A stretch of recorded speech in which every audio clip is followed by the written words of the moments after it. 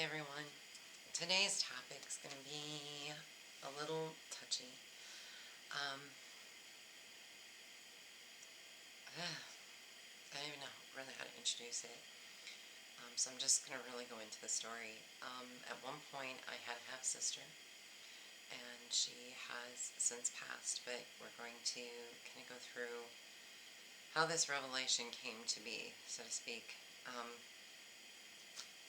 So, in the beginning, as the Bible says, my father. Um, I was born in 1970. So I believe it was 69, 1969. It must have been a great year for everybody. But my father, who apparently is a looker, I don't know, I don't look at my father as an attractive man. I shouldn't. um, or estranged father, I should say. Apparently was kind of a runaround. Now, I don't know that much about my mother because, of course, she makes it sound like she was the saint. And I'm sure she clearly wasn't, because I was conceived prior to marriage. From my understanding, it was a night out at the bar, she hooked up with him, they had sex in a vehicle, and I was conceived. That's as much as I know. Well, that same summer, or fall, I guess you could say, my father did conceive 3 children. Now, back in the day, I guess it was um, highly recommended to abort or give away children. It wasn't talked about if you had a child with somebody who wasn't your husband. And granted, we've come a long way since because people have children all the time and from many different fathers and what have you nowadays. But back when I was conceived, that wasn't necessarily good for your reputation. So this is kept very under wraps from my understanding. There was a boy. I believe he's the oldest of the three of us. And I guess, I don't know if my dad's name is on his birth certificate or what, but it's known. I think his name was Stephen. I just gotta put that out there. I don't know his last name or anything. And my father was supposedly his child, but I don't think anyone claimed it. Then there was my half sister. Her name was Rhonda, and I'm only giving up first names. And she, um, the mother, did go to my father, and my father claimed he signed off on this birth certificate just because this woman needed to claim a father for the child. Which you're going to find out later, the extension of that story. So he did sign off his rights on this child, and then there was me. And my parents got married. I think my mother was about 3 months pregnant when they actually married. So I think I'm the youngest out of the three of them, if I'm not mistaken. Of course, trying to get these details out of people who don't want to even admit they did anything wrong is almost impossible, because getting the truth out of these people is insane. They think they still have these big secrets to hide, which goes to show, they won't tell you the truth about anything, period, unless all of a sudden it's just suddenly accepted. So if all of a sudden drug dealing was accepted, they would admit they do it. If murder was accepted, they'd admit they've done that. Okay, so until this becomes widely accepted in society, they're not going to admit to any of their faults or anything. What ended up happening, though, is me and my half-sister did live in the same community. So we grew up in the same school. We went to elementary school together, and oftentimes people would ask us if we were sisters. And there was clearly a resemblance between me and this girl. And we'd be like, no, we're not. And we never became friends. But it was very clear in the playground. We would look at each other like, you kind of look like me. It's like we were twins in a way, but not exactly, because I do look probably 70% like my mother and 30% like my father. She looked 70% like my father and 30% like her mother. And that's because my sister, who was 4 years younger, looks much more like my father, and her and my sister could have been almost identical twins at certain points in life if you look at the pictures. So there was somewhat of a resemblance, but not enough because I looked more like my mother and she looked more like my father. But just a few details where it was odd enough that people noticed. When I was 12 years old, we moved. Our parents built a home out in the country, and we moved out there. And so I ended up going to a different school district, and I didn't see her anymore. Never really thought about her until we went to a Christmas parade when I was 16 years old. And for some reason, I think, again, I've said this before, I was my mother's like confessional. She could tell me things, and I didn't go out and tell anybody anything my mother said. Um, and so that's why I think she just continued to always do this. I was like her sounding board. And we were watching this Christmas parade, and here comes the winter princess of the parade, and she's waving, and it's my half sister, which I did not know at the time. And she looked beautiful and gorgeous, and I remember looking at her going, "Oh my gosh, I wish I could be her." Not really realizing, well, you are as pretty as she is, and this is your sister, you know. But I admired her greatly, and I did not see myself as beautiful as I saw her.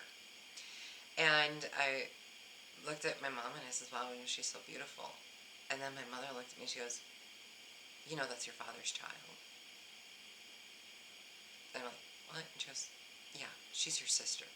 She's your father, her mother and your dad were, together, blah, blah." And I think my mom only said it because she was angry because I admired the beauty of this girl. And from that point, I was like, whoa, okay. And things clicked from when I was younger. I'm like, I know exactly who she is. And she's that girl in the playground. And so everything clicked, and I realized, oh my gosh, she's my sister. And at this point, I had watched probably enough TV because I was 16 and knew enough to know about illegitimate children. And I was like, holy cow. And then I ended up, mom ended up telling me about this other boy, and, your father was running around all the time. Well, I knew he was running around all the time because there was a point when we were little kids. I do not know how old I was. I would say I was maybe 5 or 6, if that, because my sister was just an infant at the time. And in the middle of the night, my mom's getting me dressed, packing us up. We go over to this house of this lady who I saw many years later, had red hair just like this. And she answers the door, and my mom's like, "Where's my husband?" Blah, blah, blah, blah, and storms her way into the house. And my dad comes down these stairs, and all of a sudden, he does end up showing up, even though she said he wasn't there.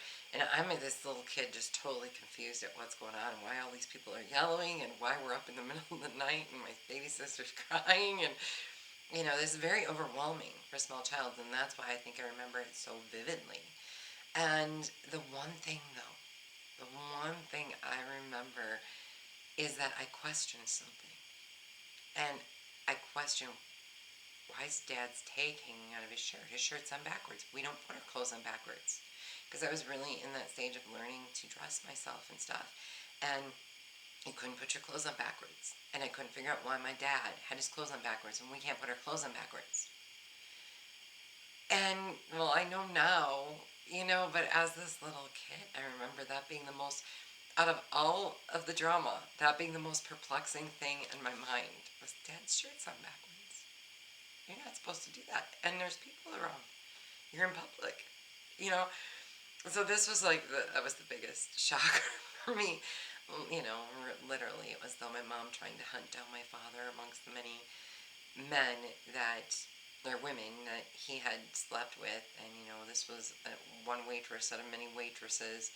And one time my mom asked me, "Do you itch down there?" "Oh, itch down where?" And just my crotch. I'm like, "No." And I think I was 14 or 15 at that time, maybe only 13 or 14. And I remember we were washing every sheet and scrubbing things and cleaning things. I didn't understand what my mom's frenzy was all about until sometime later when I learned what crabs were. And I'm like, oh. And then later I kind of put two and two together, and I was like, oh, he was with one of those Lot lizards. Maybe. I don't know. Could have been a girlfriend he had. There were so many women. It, it doesn't even shock me. It didn't shock me. Affairs didn't shock me because my father was just a hoe. My father's a hoe. Plain and simple. And my mother stayed with him because she needed the money and she liked the house, and I think that's the only reason she tolerated it. I don't know. I say I don't find myself attractive because I look like my mother, and I don't think my mother's very pretty. So therefore, I also don't think that she had all that many viable options either. So she was hanging on to what she had, by all means. Um, anyway, getting back to my stepsister, um, my mother. I hit that point up a little later where it's more appropriate. Anyway, me and her ended up. I knew she was my half sister, but I never said anything to anybody. I didn't even know she knew, right? So I'm not saying anything to disrupt anybody's lives. I'll just keep this secret to myself. And later, on in life, when I got married to my second husband, I didn't have Facebook until then, and I came across her profile on Facebook through a friend of a friend. So it was somebody that I'd gone to school with at her school where she graduated, and we were, hooking up at, reigniting our friendship because she was an elementary school friend of mine. And then she was a friend of this girl, and I saw her picture. I was like, that's the girl who's my sister. So I friended her, and she friended me back, but we never talked. We never said a word to each other on Facebook at all, but we were Facebook friends. And I completely forgot about that. And my mother all of a sudden called me one day, just furious and angry, and asking me about this girl. And I go, well, what about it? You're Facebook friends with her. Why are you Facebook friends with her? I go, because I know she's my sister. Are you ready to tell the truth? Because now all of a sudden my mom at that point was denying she ever said anything to me. And I'm like, yeah, you did. You told me a lot of things you don't want to recall right now. But, so then, and I told her all about, because my mom had told me back then, she goes, her mother was nothing but a slut and blah, blah, blah. And so, your dad signed off on her. He wasn't going to be with, that woman. She's just this horrible, slutty person. If you would have known, no one in town wanted to own her and blah, blah, blah, but everyone would sleep with her. And I remember thinking, that's a terrible thing to say about somebody. Even if it is true, you don't need to tell your children that about this person. How would you like it? Everybody just outs you and everything you own. Well, guess what? It's happening to her now, and she don't like it. Okay, but what comes around goes around. So she's done this to many another person, and I'm sorry. I don't feel bad at all because I sat and I listened to her downgrade just about everybody we knew. And the stories I could tell, and the thing with these people is the stories I would tell them, I have facts to back it up where they go, there's no way she would know that. There's no way this girl would know this unless her mother told her this. So,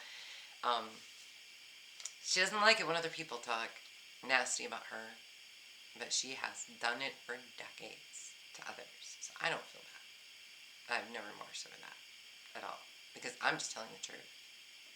But anyway, she cut this woman down terribly and still, to this day will. And I think it's not for her to judge this other woman. You don't know her circumstances. You don't know her life. Leave her alone. Plus, it was your husband that slept with her. He knocked her up. Go talk to your husband. Okay?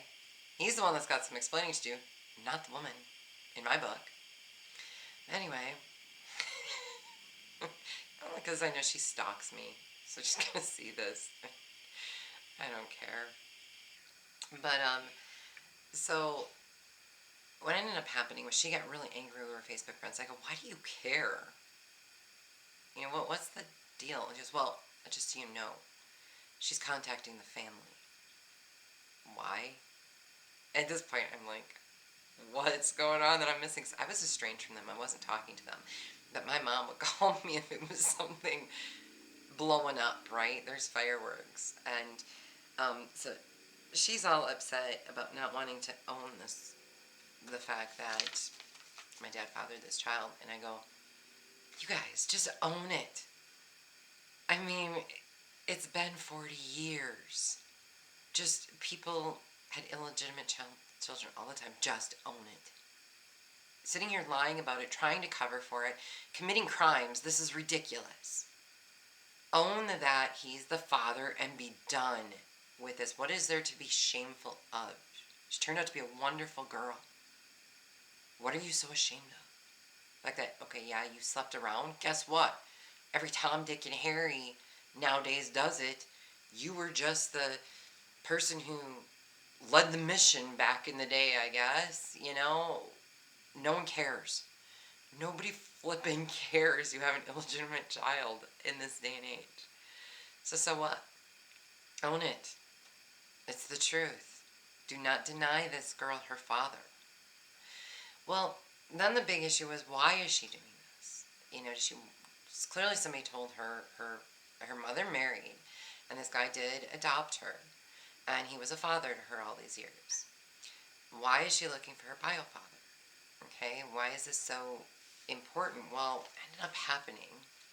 And when I tell you can't hide the truth for long, no, they hid this truth for 40 years, but it will come out. The truth always does. So, it ends up happening, as God would have it. My aunt was working as like a bookkeeper and receptionist and whatever for this plumbing company. She took my sister, she was really close with my sister who had children, and my sister had a picture of her and her kids, and she sent it to my aunt like for Christmas or something. And my aunt took this picture and put it up with family pictures on her desk. My half-sister walked into the office and saw the picture one day because her husband worked for this company. It was a family company, and it was her husband's company. Her husband's family, I should say. I don't know if he actually owned the company or what all those details were, but it was a family-owned business, and she was married to one of the men. Sees this picture and realizes, wow. And then he looks at it and he's like, why do you have a picture of my wife? It was my sister. And my aunt's like, well, that's my niece. He's like, oh, wow, it looks a lot like my wife when she was younger. And, you know, they couldn't believe the resemblance. I mean, and they did. They looked like twins. Because, again, they both had a lot of my father's features. Well, then, what ended up happening is that it kind of just stalled there till my half-sister had to find her father. And I'll get into why in just a moment. But they went to my aunt, and they said, who's her father? And my aunt gave my dad's name and stuff, and so my half-sister called my parents, got their phone number. Well, my aunt called my mother and said, I think you need to talk to this girl. She needs to tell you something for the safety of your family. And, you know, my mom was in shock. That's why my mom called me and goes, what is going on with this girl? Why is she now trying to contact us, blah, blah, blah, blah, blah, blah, blah. And my mom went off. And I was like, just own it. Whatever it is, just own it and find out. This is ridiculous. Well, my mother does contact her, not my father. My mother does. And now keep in mind, my mother is a manipulative narcissist that has to control everything. So she was insistent on getting the information out of this girl before telling my father anything. So, and my mother contacted my brother and sister, and both of them were like, just deny her, get rid of her, you know, she's a liar, blah, blah, blah, blah. And I'm like, no, she's not. I'll tell you right now, she's not a liar. So I was, again, black sheep against my whole family because I told the truth. I owned the truth. The rest of them just couldn't face it. They're all going to hell. I mean, when they have to own the truth in front of God, they're going to have 1,000,001 excuses. They ain't making it. They ain't making it. All these years, they still can't own the truth about the simplest of things. Anyway, I digress. So, the girl ends up telling her she's got cancer. She's dying. and it's a rare form of genetic cancer. Her mother and family have been tested, and they do not have this gene. It has to come from her biological father. So she questioned if my dad was her biological father. And if he was, if he carries the gene, him and his children should be tested. As we could all have this rare genetic cancer that is incurable. Well, so my mom contacts me and lets me know. I'm sorry, I don't want to miss any of the real pertinent details, so I wrote notes here. My mom lets me know what's going on. Gives me her phone number because I said I'm willing to talk to her and build a relationship with her. Okay, keep in mind I was married.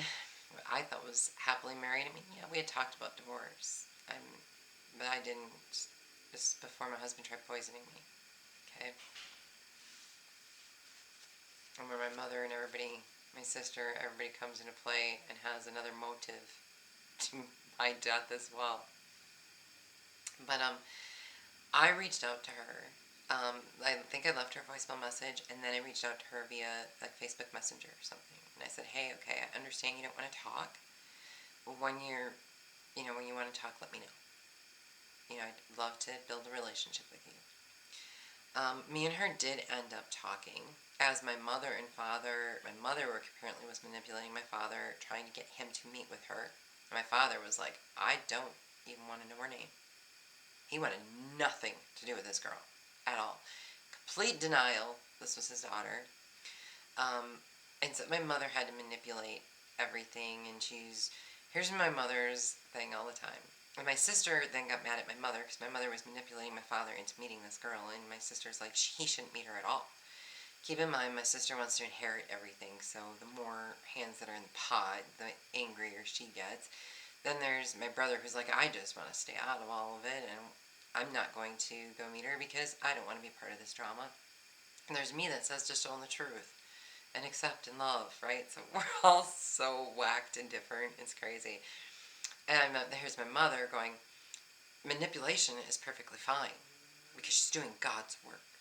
God would want this. So she's doing God's work so she can lie to people and steal and cheat and do whatever as long as God's mission gets done because she knows exactly what God wants. She plays God. She thinks it's okay. She owns it too. She will tell you everything bad she does for God. She knows the devil.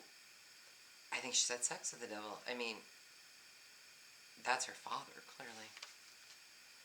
But there's a story on that. Watch for the Hitler video. I'm not even stretching this when I tell you she's got a connection with Hitler. Okay? My mother. I have a very interesting life. It's amazing I survived this far. Trust me, my half-sister didn't miss a thing. She was the lucky one. She was the lucky one. Okay, she got someone to adopt her and love her, and she had a great husband and children, and she was blessed not to be in this family. That's all I can say, is she was better off that my father wouldn't acknowledge her. So much better off. Because even though she's dead, I'd trade places with her heartbeat. I'm going to die soon anyway from a lot of the same medical stuff. So we were more alike than people think. Anyway, but she was very blessed to have people there for her. My story's not going to turn out so great, but I'm okay with it. Anyway, back to enough about me. Back to this. So we did talk online, we talked on the phone, we were texting, everything was going good, and all of a sudden my marriage went to crap. I remember it being like 4th of July weekend was like the last time we talked, and I had to get going. We were going to do fireworks or something, and right after that is when I got horrifically sick. I was going in to be tested for this genetic cancer, which was, I was going to pay for it out of pocket because my father wouldn't do the paternity test, so we couldn't prove anything for me to be genetically tested. It was an extremely expensive test, and she also needed it because of the, I don't know, insurance wouldn't cover her children to be tested or something, and, so part of it was, well, if I have it and we can prove this between me and you, then your children can get this testing through insurance. And of course, she's already dying of this, so they didn't have the extra money for that, so I was trying to work with her on getting this taken care of. In the meantime, I end up with kidney issues and liver issues and gallbladder issues and digestive issues, and blood oxygen levels were sinking for no reason, dramatically. And so I'm all of a sudden going to the doctor just for my own personal medical issues, which was my husband poisoning me. Okay? My family working with him. Why is my father working with him? Well, one, there was a drug connection, but two, because I held the family secrets. I was accepting of this girl, and I needed to be X'd out. Trust me, these people will go to great lengths to keep their secrets. They will kill their own children. They will kill their own children to keep the stupidest secrets, the dumbest shit. Alright? They will kill their own child to make sure no one knows they smoked weed. No joke. Not even a stretch of the imagination. That's how whacked these people are. Okay? Trust them with nothing. I'm going to tell you. Because you'll be next on the hit list. But anyway, so my mom eventually manipulated my father to meet with her. I was suffering my own issues. Ended up, during the course of all this, going to a domestic abuse shelter, having to leave my home. She got sicker. Well, she went into remission for a while. That was one of the things that I knew when I was going through mine, so I didn't contact her anymore. I wasn't talking to her. I had my own life to fight for all of a sudden. And then during, the course of my transition to back home, which was closer to my family, because at that point, remember, I did not know my family was involved in this murder plot for money and hidden secrets and all this shit. So I told my mother, I says, I should really meet with her since I'm back in this area. And my mom goes, well, that's really funny. She just said that the other day too. My mother and her had were like best friends. They went out to eat all the time. My father had now accepted her in public. They were going to all the family events, posting everything on Facebook. I wasn't jealous. I didn't care. I had my own life to fight for. And I knew I was going to have to do it by myself because my family never was supportive of anything I ever did. So, I was just being sociable and friendly and saying this to my mom, thinking, I should. Just in case I die, I should go see her, know that she's in remission. And my mom goes, well, that'd be fine, but she goes, let me arrange it. I don't want you two alone together. What? But now why my mom needed to manipulate the conversation. There were things my mom wanted to make sure I did not tell her. That's what my mother was concerned about. So she had to be in the middle of it, so needless to say, I wasn't going to argue or fight that battle with all the battles I was fighting with, so I didn't follow through and go see her at all. At the very end, though, I guess her cancer came back really strong. I was just trying to rebuild my life. I was struggling with, places to live, jobs, things like that. And I did get a phone call from her asking if we could talk. She did not tell me, she was at the end of life. I did choose that because of my involvement with my parents and everything and how close she was with them.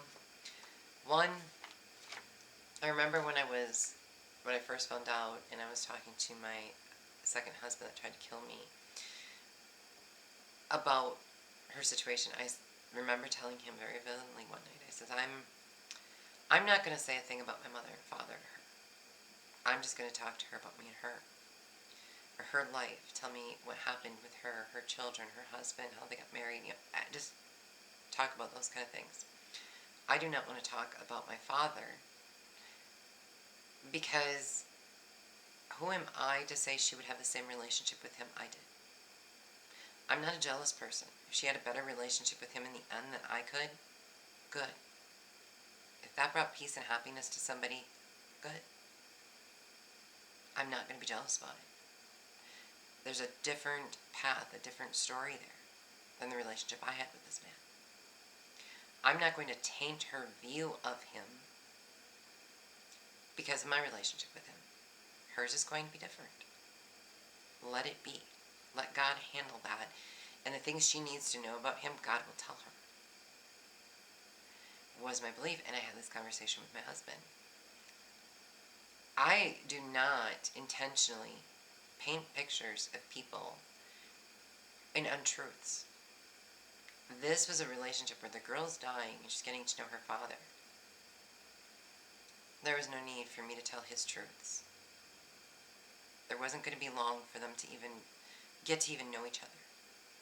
So just let that be, was my thought process.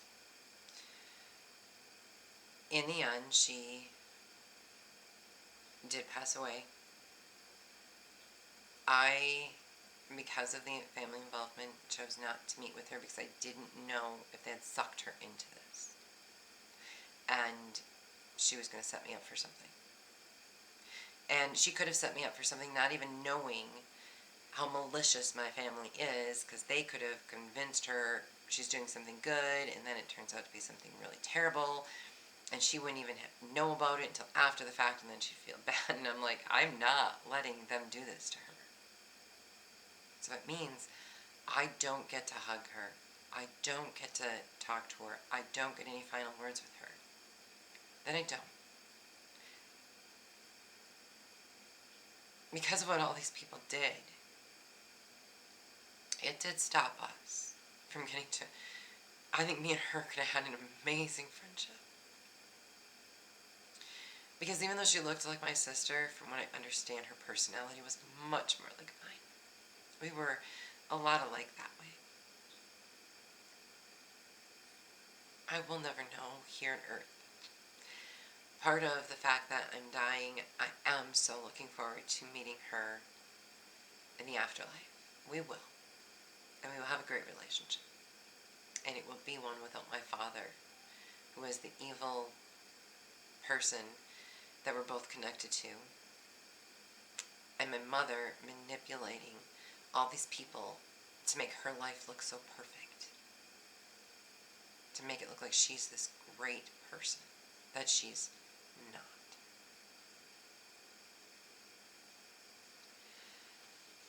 It'll happen one day. And even though it felt really sad and I was really upset at first, that was God's way. And I trust it and I believe it. And if the question remains, do I carry the same genetic cancer as she does? Did I ever find out the answer to that? Without even knowing the answer to that, I ended up getting enough genetics.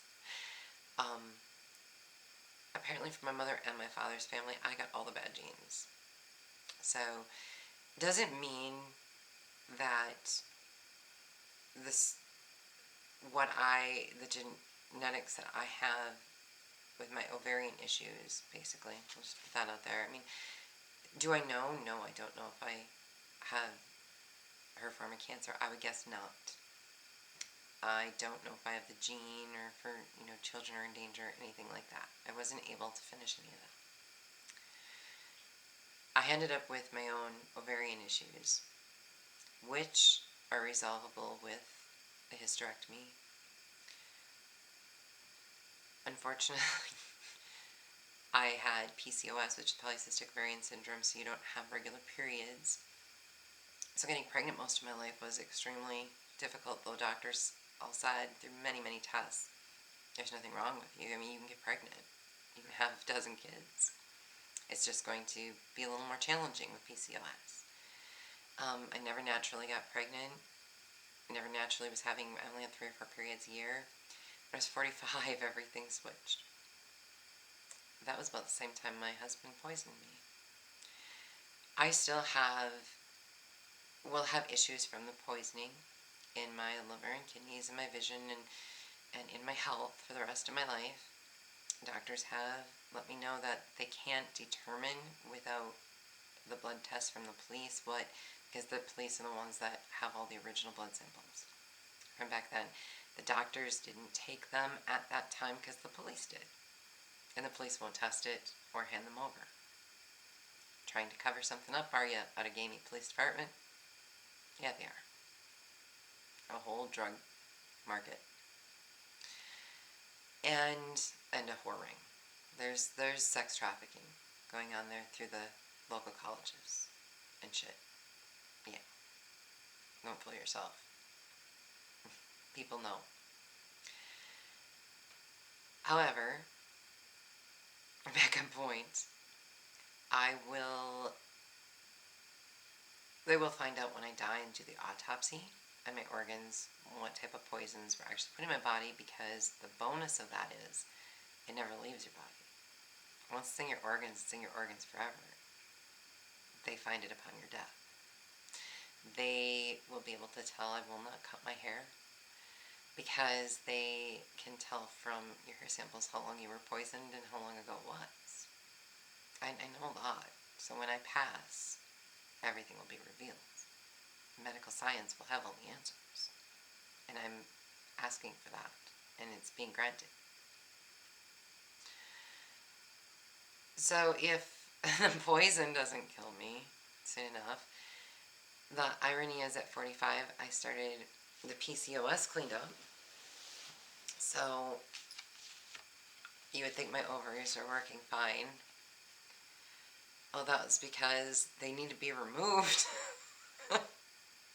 So then you sit with, do you have a hysterectomy? And try to keep yourself from dying of cancer? Who helps me with that? Who gets me through that surgery? I'm 100% alone. I literally have no friends and no family. Family I won't trust at all. And I have no friends, and you can imagine making friends and even getting to know people is very challenging for me, because I know my father will continue to hunt me, because this man can own nothing till the day he dies. And even when he's dead, there's my mother, and there's my brother, and there's my sister who's so worried about her damn inheritance. And then there's my ex-husband yet, who's worried about poison. Does it pay? Does it pay for me to even go to doctors and try to save my life? Does it pay to, so then there's the flip side of God now has granted me natural periods, just like I hit puberty. No menopause, none of that. As if I'm being granted the chance to just, here's your chance to have a child. Does the child end up killing me with the medical conditions that I have? What? There's like so many millions of questions that I wish even I had the answers to. But getting the answers medically costs too much money.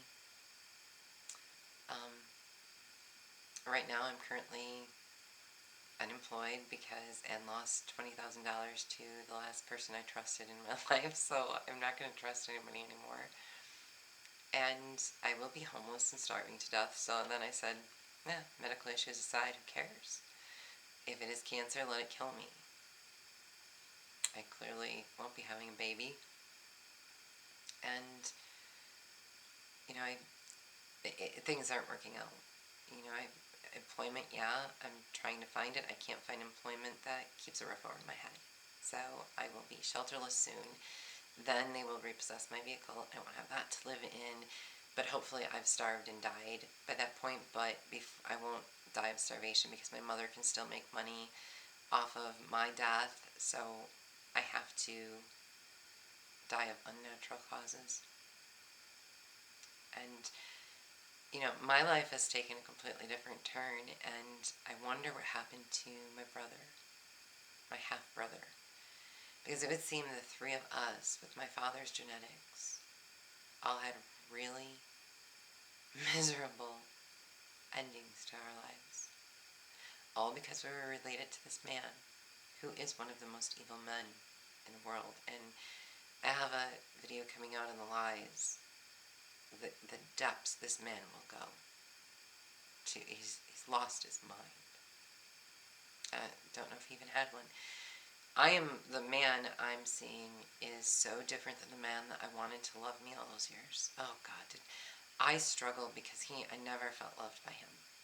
And I cried mountains of tears just wanting this man to love me because he's my father. When I found God, I realized I had a father all along. It wasn't going to be the guy on earth. It was going to be God. And I've put my life in his hands, and if I have shelter or food or water or survival or a child or a surgery to remove my ovaries and not get cancer, or if I have this genetic cancer or the poisoning kills me, whatever it ends up being, that ends up killing me in the end, is going to be because that was God's will. And I am fully accepting of it, just as I believe my half-sister, when she passed, was fully accepting of hers. Now, from what I do understand, she had a very, very loving husband. And I'm a little jealous about that, jealous that she had that, but so happy that she had this man that stood beside her the whole time and just loved her through it. She has two very beautiful children that I've seen pictures on Facebook. I don't know these people. I never got the opportunity to get to know them. But it tells me that she was surrounded with love, and that she was a very beautiful soul here on earth. She is still a very, very beautiful soul. And I'm sure that she is looking out for her husband and her children, because I think she had a heart like mine. No matter who abused you, you kept fighting and you kept going and you put a smile on your face no matter what, even on the darkest of days. And I think the little bit that I know of her and the little bit of connection I did have with her, that was her spirit. And I couldn't be prouder to call her my half sister. I don't know that she's proud of me or was she ever even thought of me at all, even with that little bit of connection that we had. But I think she was probably a very amazing person. And I'm sorry I didn't get to know her better, and I hope someday she can forgive me and understand I was going through life and death myself, to a point where trusting people that were in touch with my family, my immediate family, it wasn't possible. My mother made sure we never met, along with my ex-husband and my father. Now the big thing is, I would love to know, what is it that me and her, together in person, would have shared, but they were so terrified? That's the one thing I don't know. But soon I'll find out. Because soon, me and her will be together. And we will be a force to be reckoned with on the other side. So, know that, survivors. I have two Bible phrases to put on this. This first one really reminds me of my mother's manipulation. So this doesn't have anything really to do with my half-sister. It's 1 Thessalonians chapter 4, verse 6. And it says that no one transgresses and wrongs his brother in this matter, because the Lord is an avenger in all these things. So, as we told you beforehand and solemnly warned you. So, I think that really covers the manipulation pieces that caused us not to be able to meet I was on her side the whole time, though, from day one. I wanted to get to know her. I'm very, very happy that despite all the manipulation of trying to hide the truth, she won. She won. The truth came out. And why did the truth come out? Unfortunately, God gave her a genetic condition where she had to find her father. And that exposed my father. Now, I don't think God necessarily used her for that. I think it was her time. And God just used her time that before she left, she was going to possibly help me. And if my father and my ex-husband get exposed and justice is served, part of it is because of her. Because she did her part. And she didn't even know it. That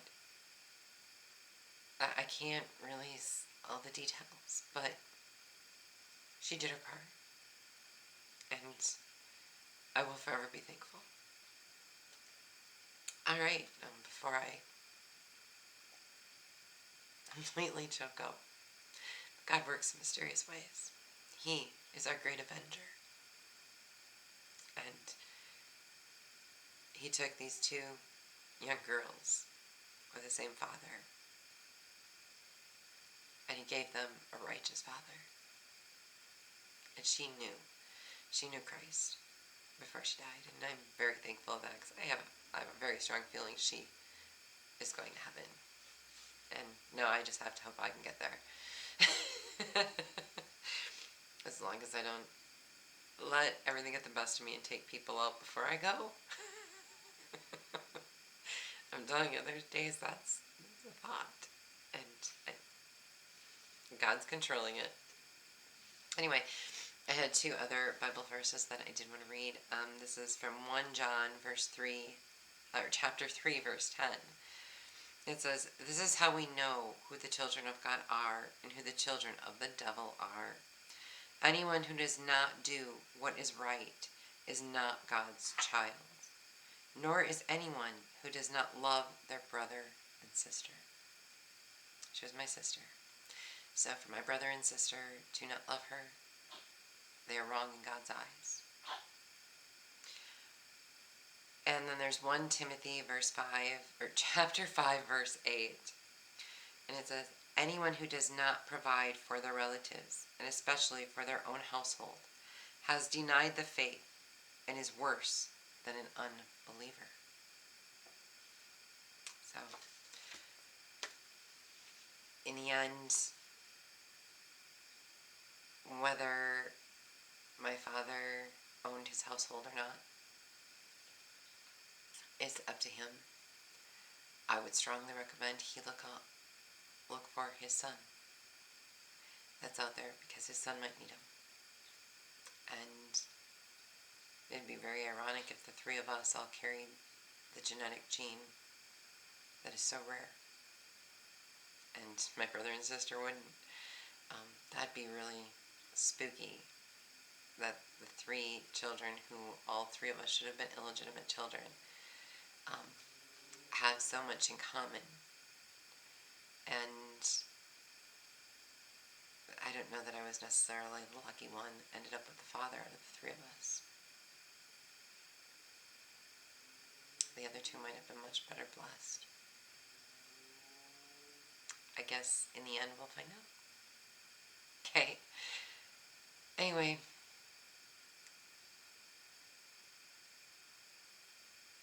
Rhonda was her name. If you could say a prayer for her family,